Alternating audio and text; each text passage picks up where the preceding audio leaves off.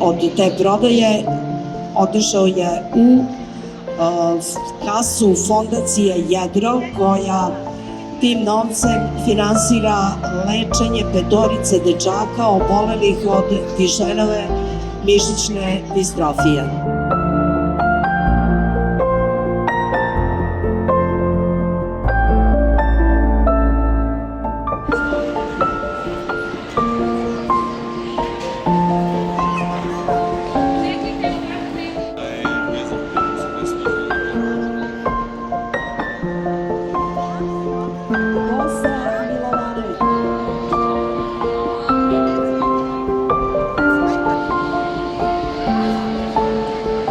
Da sada ove nove godine skupimo novac za dečaka Dušana i da se sledeće nove godine bavimo nekim lepšim stvarima, odnosno da deca uživaju u svom ozdravljenju.